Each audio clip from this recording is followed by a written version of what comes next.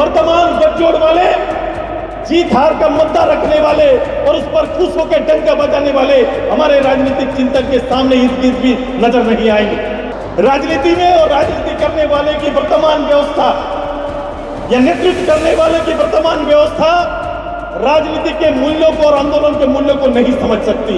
राज्य के उदय का और राज्य के भविष्य का चिंता अगर उसके ध्यान में ना होगा तो ऐसे राजनेताओं का होना बेकार है। ऐसे 10 मुख्यमंत्री आएंगे चले जाएंगे, कोई फर्क नहीं पड़ता है।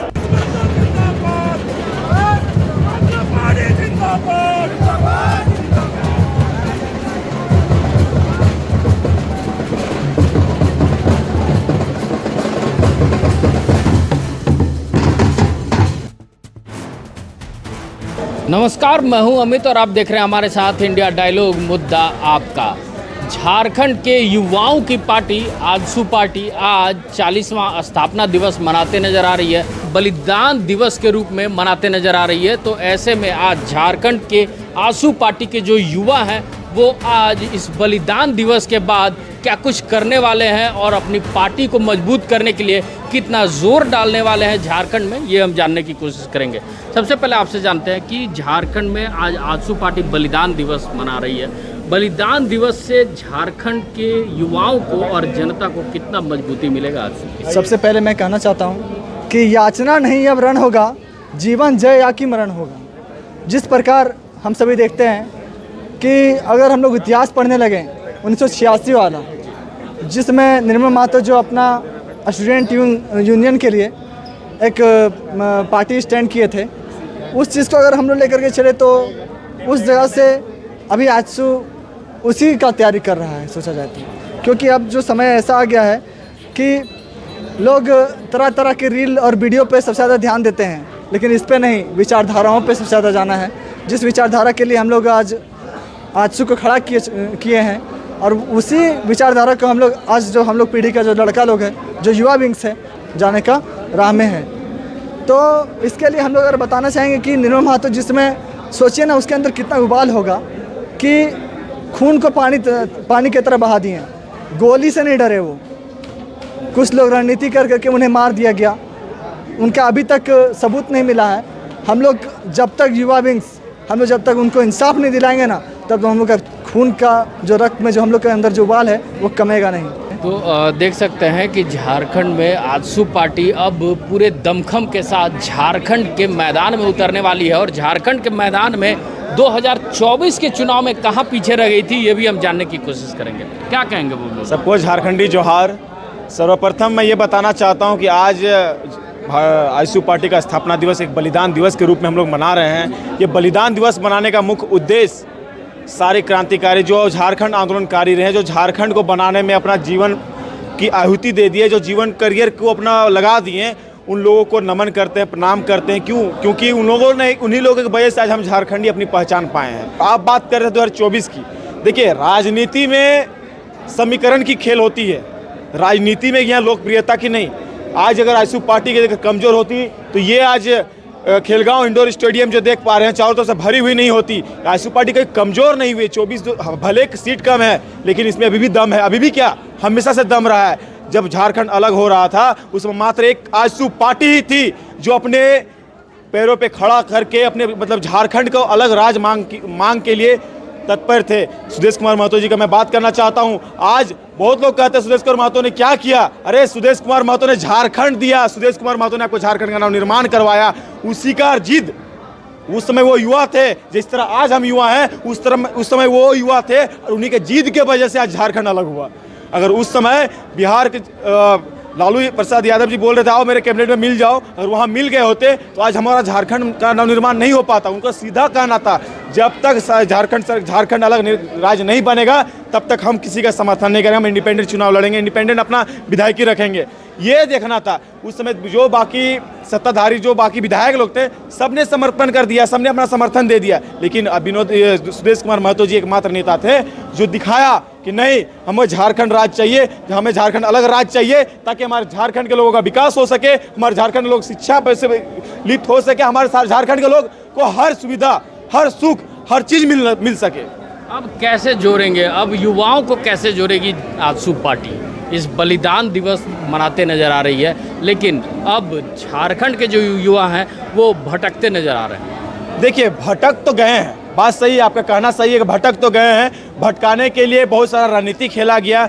अगर हम बात करें पुराने समय का, 2000 के समय का, जब झारखंड अलग की लड़ाई लड़ी जा रही थी, उस समय हमारे बाबूजी लोग जो क्रांतिकारी, खुद को अभी भी वो क्रांतिकारी, रियल क्रांतिकारी जो बोकारो से चल के आते थे, रांची लड़ाई करने के लिए बिहार तक चले जाते थे, उन लोगों ने अपना करियर को डुबोया। क्यों? क्योंकि उसके ऊपर केस हुआ, वो तरह बात हुई, इस कारण से उन लोगों ने अपना करियर को डुबोया। तो आज का जो भी बच्चे जो बलगला के उनको पढ़ाई शिक्षा से वंचित करके रोड में धकेलने का काम कर रहे हैं, जो केस मुकदमा उनके ऊपर लद रहा है, तो क्या आज का जो फर्जी क्रांतिकारी लोग हैं, जो दिखा रहे हैं अपने आप को, फेसबुक इंस्टा में लिखते हैं फर्जी क्रांतिकारी लोग, क्या उन लोगों को न्याय दिला पाएंगे? ये बात सबसे बड़ी गंभीर होनी चाहिए। देखिए, युवा तो नासमझ है, हम युवा तो नासमझ है। हम लोग इतना खतरनाक मिसाइल, हम युवा को कहते हैं बहुत ही सुंदर, बहुत ही पावरफुल मिसाइल है, अगर उसको सही दिशा में दिखाया जाए तो वो ब्लास्ट, मतलब अच्छा कार्य, अच्छा चीज़ को दिखा सकता है, लेकिन गलत दिशा में किया जाए तो सामने ब्लास्ट होकर बहुत सारा नुकसान कर सकता है। वो झारखंड की स्थिति हो चुकी है। यहाँ पे हम लोग जितने युवा हैं, बहुत ही बेहतर मिसाइल है, लेकिन बस इसे दिशा की जरूरत है और दशा अपने आप सुधर जाएगी झारखंड की। चलिए, कुछ और लोग हैं, हम उनसे भी जानने की कोशिश करेंगे कि आज ये बलिदान दिवस के रूप में आजसू पार्टी मनाते नज़र आ रहे हैं। बलिदान दिवस को लेकर अब झारखंड की जनता कैसे मोटिवेट करेंगे? बलिदान दिवस आज 39वां हम लोग स्थापना दिवस में एक पूरा हो गया है, 40वां में हम लोग हैं। तो कहीं ना कहीं हमारे जो झारखंड आंदोलन का जो हमारे योद्धा थे, जिन्होंने अपना प्राणों का आहुति दे करके इस झारखंड को निर्माण किया, और दूसरी तरफ जो इस झारखंड आंदोलन को बेचने के लिए अपना इसमें समय व्यतीत किया लोग, जो अभी आप देख रहे हैं कि झारखंड में जो सत्ता पर काबिज हैं शिबू सोरेन जी और उनके सुपुत्र, तो हम ये कहेंगे कि वो झारखंड आंदोलन को बेहतर ढंग से नहीं किया, नहीं तो ये कब का झारखंड बन गया हो रहा था। आजसू के नौजवानों ने एक एक अपना खून पसीना दे करके और इस झारखंड के निर्माण को निश्चित रूप से जमली जामा पहनाते हुए और झारखंड आंदोलन को तेज करते हुए अलग लेने का काम किया। लेकिन ये ठग का जो संगठन रहा है जेएमएम, कहते हैं ना कि किसको नहीं ठगा। जब झारखंड आंदोलन पीक आवर पर था तो शिबू सोरेन ने पूरे झारखंड वासियों को ठग कर करके 3 करोड़ में आंदोलन को बेचने का काम किया, ठगने का काम किया। अभी जब हेमंत सोरेन आए हैं तो यहाँ मैया सम्मान योजना के नाम पर सभी मैया को 2500 रुपया देंगे, फिर एक बार पुनः मैया लोगों को ठगने का काम किया और उसमें भी कैटेगरी अब लगाना शुरू कर दिए। उन्होंने ठगा किसको नहीं। आप देखेंगे कि जेपीएससी के नाम पर एग्जाम जब होता है तो पहले ही प्रश्न पत्र लीक हो जाता है। यहाँ के बेरोजगार युवक नौजवान छात्रों को नौकरी के नाम पर, रोजगार के नाम पर, झारखंड के एक एक तमाम लोगों को, युवाओं को ये सरकार ने ठगने का काम किया है। तो ठगा कहाँ नहीं। आप देखिए दूसरी तरफ अभी भाषा विवाद को ला करके पूरे राज्य के लोगों को साला उलझा करके रख दिया है। एक बार पहले भी भाषा विवाद लाया गया। अब पलामू में, गढ़वा में स्थिति देख लीजिए, वहाँ पर भाषा क्या क्षेत्रीय भाषा दिया, कुड़ुख और नागपुरी। एक भी पलामू के लोग कुड़ुख और नागपुरी नहीं बोलते हैं। आप जबरदस्ती उसके सिंपैथी को, आप सेंटिमेंट को जगाने का आप काम कर रहे हैं, उसको तोड़ने का काम कर रहे हैं। हमारा इतिहास रहा है, दादा परदादा, हमारा पूर्वज लगातार वहाँ पर भोजपुरी, मगही, पलमुआ भाषा बोलते आए हैं। आप देखें कि यही भाषा थोपने का आप काम किए, निश्चित रूप से आपको इसको वापस लेना चाहिए। अब क्या करेगी आजसू पार्टी? अब क्या करेगी? सरकार को उखाड़ के फेंकेगी, इंडिया अलायंस को नीचे दबाएगी, क्या करेगी? अब सबसे पहले हम बता दें कि आजसू कभी कमजोर हुआ था, न हुआ है और न होगा। अगर यही स्थिति रहती, कुछ लोग कहते हैं कि आजसू इस चुनाव के बाद कमजोर हो गई, लेकिन हम कहते हैं कि राजनीतिक सत्ता आजसू के लिए कोई मायने नहीं रखता है। आजसू का एक परिकल्पना है, हम 35 साल बाद का परिकल्पना को देख रहे हैं, उसका भविष्य को देख रहे हैं। जिस तरह से यहाँ का इस हेमंत सोरेन की सरकार ने पूरा खनन माइंस को लूटने का काम किया। कोई भी चीज़ आपके घर में, अगर बैंक में भी बैंक बैलेंस होता है तो उसका लिमिट होता है कि कितना वर्ष तक आप उसको चला सकते हैं। लेकिन जो वैज्ञानिक दृष्टिकोण से आप देखेंगे, झारखंड में यहाँ मैक्सिमम 35 साल तक का यहाँ खनिज संपदा रहा है। लेकिन ये 35 साल के बाद झारखंड का क्या होगा, इसके लिए आजसू के एक एक नेता, हमारे केंद्रीय नेता चिंतन कर रहे हैं कि आने वाला समय में हम कृषि के क्षेत्र में झारखंड को बेहतर बना सकते हैं, इससे हम बेहतर अर्निंग कर सकते हैं। आजसू इस सोच के साथ, इस परिकल्पना के साथ हम एक एक नौजुवकों को जोड़ रहे हैं। लेकिन आजसू के एक एक सिपाही को जोड़ने से पहले हम यही कहते हैं कि एक एक जिस तरह से झारखंड आंदोलन को लड़ करके लिया है, हमारा जो शहीद हुए हैं, जो आंदोलनकारी रहे हैं, उनका भी परिकल्पना था कि हमारा सुंदर झारखंड हो, बेहतर झारखंड हो, खुशहाल झारखंड हो, विकास के मार्ग पर आगे बढ़े। उसी परिकल्पना को लेकर के आजसू पार्टी आगे बढ़ेगी और नए जोश, नई उमंग और नए पुराने तेवर के साथ एक बार पुनः लौटेंगे और दमदार तरीके से अपना उपस्थिति दर्ज कराएंगे। 29 में आने वाला समय में एक बेहतर तरीके से हम सत्ता के रूप में हम वापसी करेंगे।